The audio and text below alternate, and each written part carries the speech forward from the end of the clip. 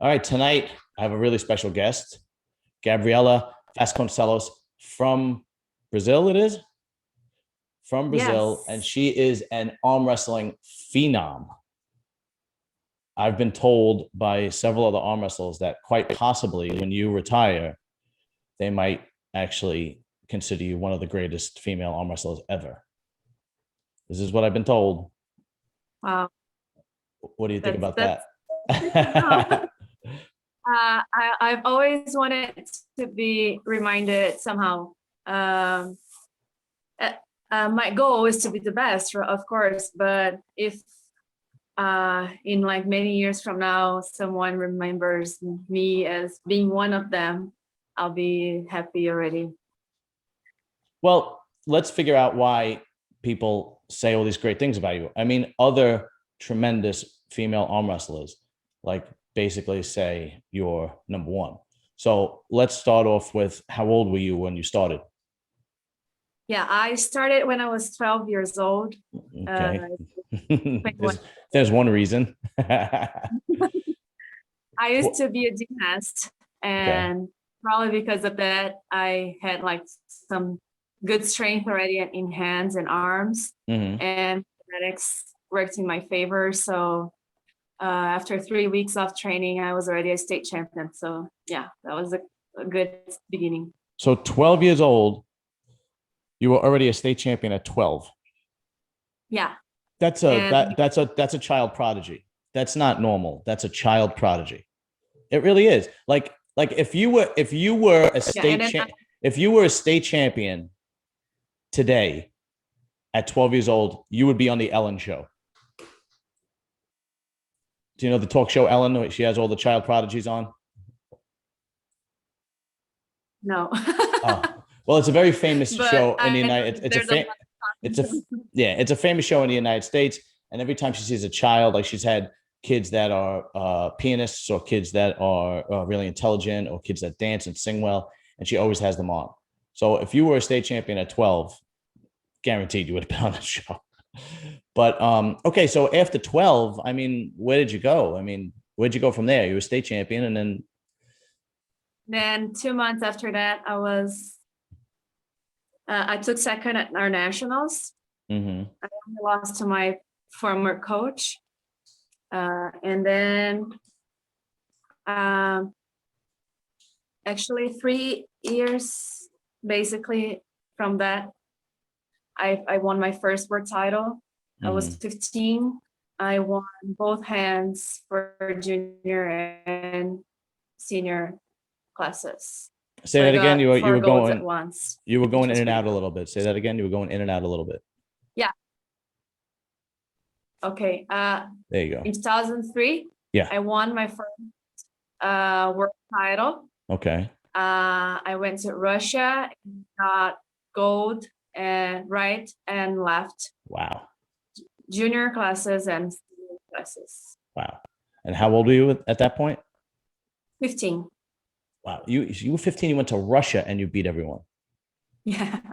Yeah, that's you were that's impressive. That's you were a child prodigy. There's no question about it. I I mean, acknowledge that more now than back then because I was like a teenager. But yeah, now when I say that out loud, it sounds like, wow, I went to Russia at 15 and I beat everyone.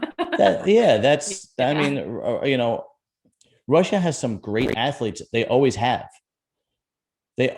had great athletes, and they were always big in the power act, like the weightlifting and wrestling, and so on and so forth. Yeah. And the fact that you went over there and beat everyone at such a young age in arm wrestling, that's impressive. That's beyond impressive. But all right, so now you're 15, you're a world champion, and then what happens? And then I keep on training. Then next year I'm world champion again, and then next year I'm world champion again, and it keeps going. But actually, in 2008, I had like a shoulder injury. I decided to quit whatever was the result of that year's world championship. I got Mhm. third, Okay. and uh, I quit arm wrestling for almost 2 years. 2 years. Okay. From like November 2008 to like April 2010. I haven't like, I didn't even touch an arm wrestling table. Nothing. And in 2010, I moved to the US and I met people in San Diego and they got me back into it. Like they showed me the fun again in it. And that's when I started again. So how old are you by that point? I think I was 2010. I was 22. Okay. So in 2010, 22, you make a comeback. And then what was your first tournament or contest in 2010 when you make the comeback? I won California State and also the first UAL. And then I went to the Worlds in Vegas. I got third and second. So the competition got a little left right hand, second left hand. So the competition got a little stiffer then once you came back after the 2 years. Yeah, because I went back on training, but not like really training, like not to be a world champion, like once a week, just for fun. Okay. And then I came back to Brazil. I quit like for another 6 months in 2011. Okay. And then my really they managed to get me back again, and I got second both arms words 2011 and 12.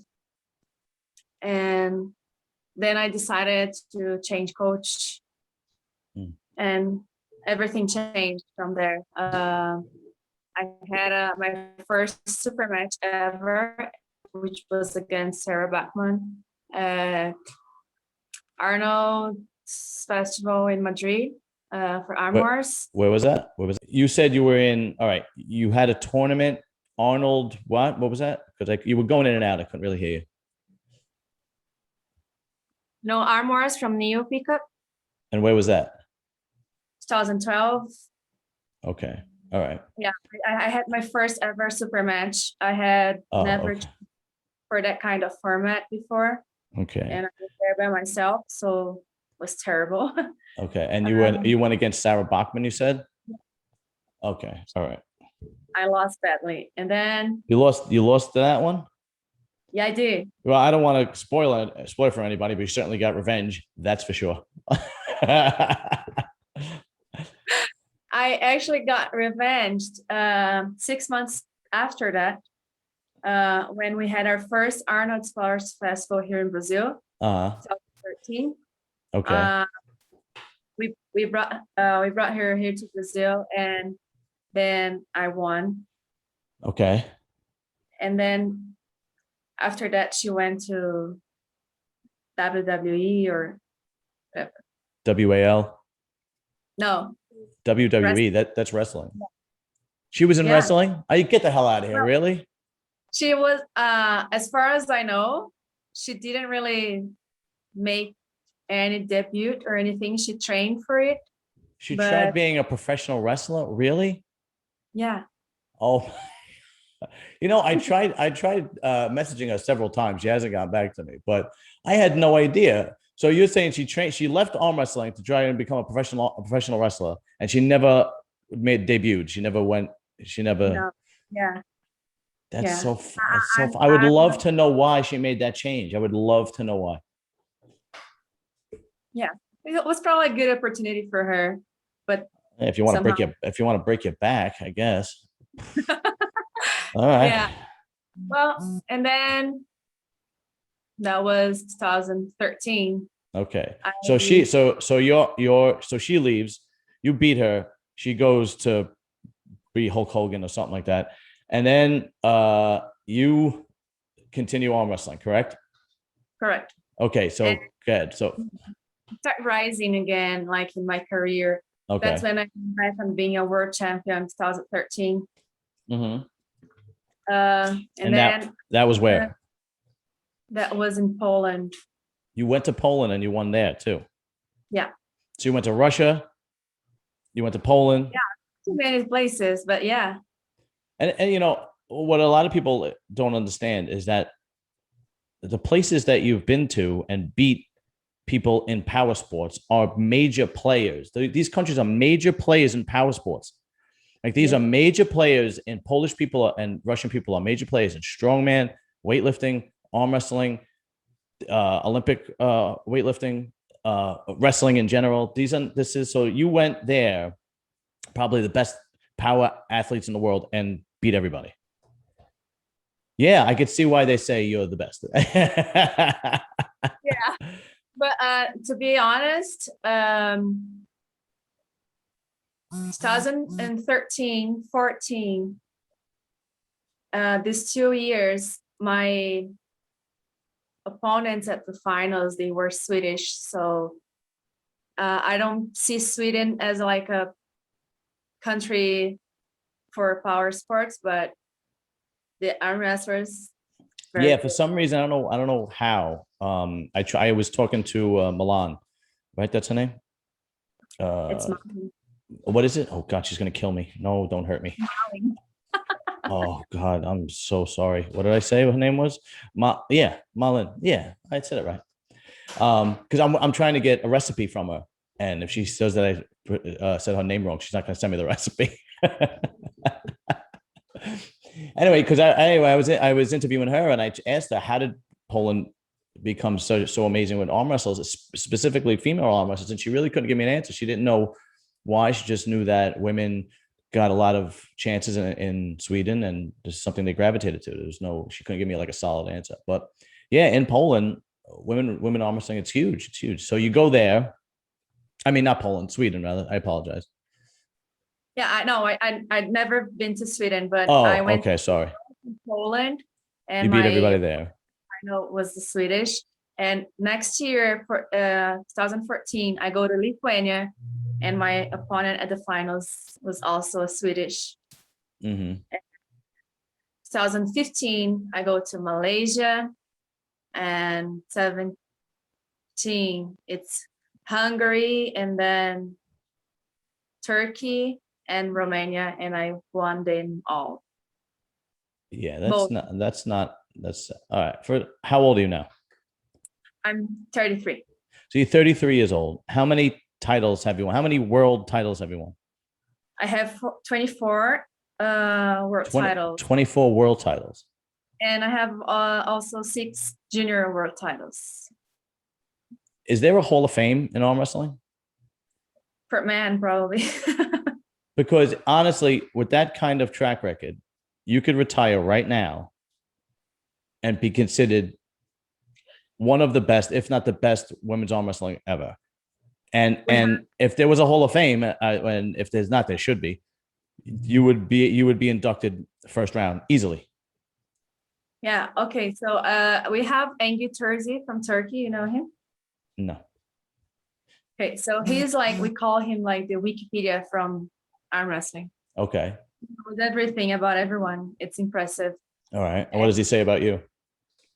Well, he made it was not a Hall of Fame, but was like a list of which women have won most world titles, and I'm the first one. Yes. Yeah, so you are clearly, as of right now, the best female puller on the planet. And, I mean, you're gonna have to go against guys pretty soon. I mean, it's just not. They're gonna have you on. I mean, you know, I mean, I've interviewed so far. I've interviewed fantastic arm wrestlers. All of them probably could destroy me in an arm wrestle, even all the women. I mean, the last one I interviewed was Nancy Locke, tremendous arm wrestler. Michelle Dugan, Marlene. You know, you go down the list, Blanca. You know, even the guys, Aiello and Paul Lynn, and so on and so forth. Nobody's got a record like that. Nobody has a track record like that in the sport.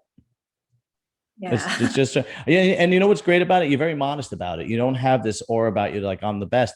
You know, I watched the one where you arm wrestled Sarah Bachman at the WAL, and but even when you won, you were very, very cordial, very nice. You were happy. You were talking to her. You were hugging her. It was. You weren't like this you weren't this obnoxious person. You had so much sportsmanship and grace, and it just makes the sport look great, you know? Thank you. I don't like being like aggressive, and I don't like feeling like anxious or very nervous before any match. Yeah. At that match, by the way, I was very like suffocated with being like, I would never underestimate Sarah, but I was the one to be beaten, not her. And I got very angry with people that doesn't really know I'm wrestling. Mm. They were trash talking me, not, I wouldn't say anything, but I got so many haters and so many like hate messages saying that I was going to be destroyed, that like when I yelled and I screamed after I won like the first and second match, it was never meant to her, because I have nothing but respect for her. It was for everyone else who doubted me and they didn't even know me, which I don't blame, but if you want to vote for like a poll between two athletes, you have to at least try to know why they are competing against each other. You don't pull like, you don't put I don't know, John Brzezinski, the best of like the GOAT of arm wrestling, against someone just beginning. So if there's a match between him and anyone else, whoever is on the other side, you have to take into consideration, right? Of course. I know like way more famous and very strong and has a lot of world titles, but I wasn't there for no reason, right? And I was mad because of that, because people wouldn't recognize everything I have done by until that point. And after that match, I apologized for yelling at her, and I just wanted us, and I actually thanked her, because I know how much attention she brings to a sport, especially for women's arm wrestling. So I knew that was going to be good for everyone. And my anger at that point was never towards her. That's good. Well, I mean, I'm sure she knows it. I think any athlete that's in the spotlight can understand what you were going through. You know, I think any elite athlete has people that, for lack of a better term, shit on them. They, you know, it's just part of the process. I truly believe that. And when you are number one, it's worse when you're number one. You look at any number one player in the sport, and they always have the most fans and the most haters, right? Yeah. So you look at LeBron James. He has people that love him to death. They have people that hate him. Floyd Mayweather. Oh, but he thrives. He thrives on people hating him. You know, he loves it. I mean, you go down the list. When Alexander Rodriguez was playing baseball, people hated him. I mean, just hated him, and he was the best in the world. Yeah. Take it as the process to being number one, because that's what it is. That's what it truly is. It's the process to being number one. And I know it's got to hurt. And I don't really like, you know, people I kind of got used to, like, whenever I started winning again, like in a row, what worried me was that once you are on the top, you are easier target, because you are there exposed all the time. Right. Yes. And they want to beat you, because to be the best, they have to beat you, right? Because you're the best. And then I've learned like how to deal with that. But that was my first WAL match, and I mean, that kind of attention I hadn't had before. So that's why I kind of got like, how come this, like, because what I like, sorry, it was that too many likes. That's okay. Don't worry.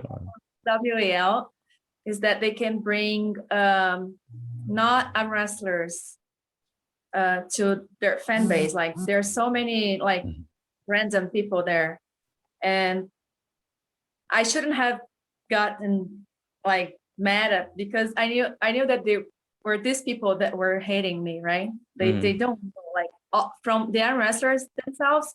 I got like support, and they could even think that I was gonna lose, but nothing disrespectful.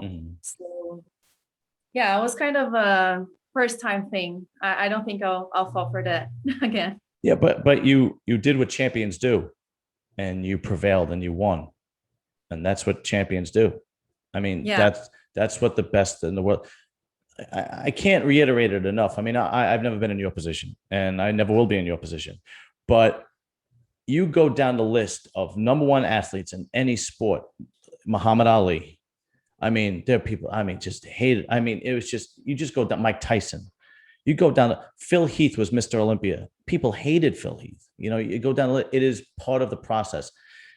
And sometimes it stays with you throughout your entire career, and sometimes it kind of just goes away. I don't know. Like Ali, as he got older, it kind of faded. But since you beat her at WAL, has the trolling stopped, or has it calmed down since then? Yeah, Good, much. Good. All right, good. So you don't have to deal with that anymore. That's good. I think like it was more, although like there were a lot of weird messages, it was more about like cheering for her than hating me, but they didn't know how to express that, I guess. Yeah. It's listen, I like watching WAL on YouTube, right? And I like the fans, I like the trash talk. It's fun to watch, and they have really good cinematography. The way they set up the stage with the cameras. When you watch another one, it's kind of, you know, it's off angle, and the camera work's not very good, and so on. So it doesn't really look so professional. They really do a good job with that. So I usually tend to watch those, and I watched that one with you and Sarah Bachman, and it wasn't even close, though. I mean, all respect due to her, and I'm sure she's a fantastic arm wrestler, which she really is, and she's a great athlete. But it's kind of like, you know, there's great women arm wrestlers, and then there's kind of you, right? You're in a category of yourself, okay? It's like that, and that's difficult. I can only imagine the pressure that was on her. She had to know how good you were, right? She did actually. Yeah, she said before in different interviews that knowing that I was the best, and as she wanted to be one of the best, she wanted to know where she were at, like she was at like what level she was at that moment. Yeah, I mean, but she is one of the best. You can't, you know, we're not taking anything away from her. It's just that if you weren't alive, she would probably be the best. Do you know what I mean? I don't know. Like Yeah, if, you know, I think that if she wasn't that great of an athlete that she is, I wouldn't have trained. Right. Exactly. Right, how hard I trained, right? I would have just not a girl. Yeah. But I trained really hard. I was very prepared for that match, and I trained like almost 2 months only thinking about it. It's like the main focus. You're that athlete that comes around, and again, you have to understand that when I talk to an athlete like yourself, I'm a fan, so I'm in awe. I'm a fan of great athleticism and great sports people and whatnot, because I was always mediocre. I tried everything, but I was always mediocre, right? So all those trophies behind me, those are all like local stuff. There's nothing. So when I'm able to speak to an elite athlete, it might sound like I'm ass kissing, but it's really, the truth is I'm actually in awe of it, because you're that athlete that comes around once in a lifetime that people are going to be talking about for years on end. I mean, you might not realize it, but it seems that's what is happening here, right? And then there's always that athlete that happens to be in the same generation, right?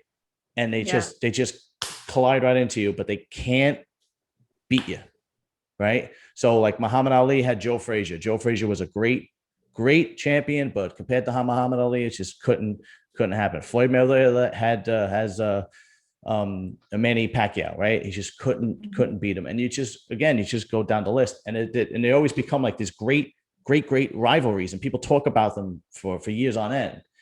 And it seems like that's what could be between you and her, especially if WAL wants you back, because with the production quality they have. Yeah, I know. Tell me about it. With the production quality they have and the money to back them, and the marketing they could put between the two of you, it could really be tremendous. A chance, like almost every time I post some video of me training on my Instagram, someone tags her, and vice versa. Exactly. Yeah. And like, I don't know why they insist on it. Like, it's not that I don't want, but I actually would have to really prepare myself again if I was to face her, because she has improved tremendously since we pulled. She hasn't stopped training, and I respect her a lot. I easy or anything like that. So, and then like every now and then I post like anything I post or anything I see about women arm wrestlers. They have Sarah versus Gabby, or let's do a rematch or anything like that. So are there talks about you and her doing a rematch, another super match? Not in the super match format, but we are probably going to meet. I don't know if she's attending Worlds this year in Georgia. In Georgia, I thought it was in Florida. Oh, it's a different one. Yeah, that's IFA. Oh, okay. I'm sorry. I go to WAF Worlds. Oh, which is okay. Georgia, not okay. Okay, Georgia the country, not Georgia the state in the United States. Georgia the country. Okay. So I'm still a little new to arm wrestling. Still a little new. No, that's okay. Most of our tournaments are on Eastern Europe, so that's why I know. Okay. And when is that one? That one is in November, you said? September. I'm sorry. And have you been training? Because she said that she wanted to go, but I don't know. If she goes, we're probably going to be in the same weight class. Yeah. Then in December, we have a World Challenge that Molly and Fia are organizing in Sweden. And then it's going to be a round robin with 8 women, all under 80 kilograms, 176. And we are going to do a round robin, like everyone meets everyone, and see who is the queen of the table. Well, and she's going to be there as well. They should have a crown. They should have a crown with all emeralds and rubies and stuff. That would be pretty funny. That would be pretty cool. Right. So that's Jeanette. So after that WAL with Sarah Bachman, did you do any other tournaments or any other super matches after that with anyone else? I went to Worlds in Romania like a month after that. And won that. I won that too. Of course, you won that too. I don't know if you saw last Sarah Bachman's super match against Irina Andreeva from Georgia. You've seen it? No. No, okay. That Georgian girl was the one that I went to finals with. She's strong. And then Sarah beat her. And Sarah beat her. Okay. Yeah. How did you do against her? I mean, I know you won, but was it difficult, or was it kind of like, no, you knew you had it? Left-handed, I had kind of an easier time. Not easy, but easier than right-handed. But we went on straps, and that kind of made us on the same level, because I've said it before, my hands are my weak point, and she had a strong hand. And when we went on straps, then it got easier for me.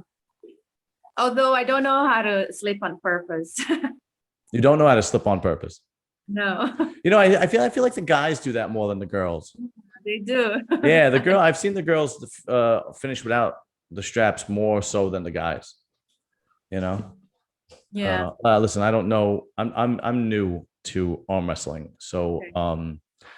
uh, I'm just learning, and I'm learning who the big names are and who the heavy hitters are, and the strategies and whatnot. But it's intoxicating, that's for sure. It's tremendous. It really is.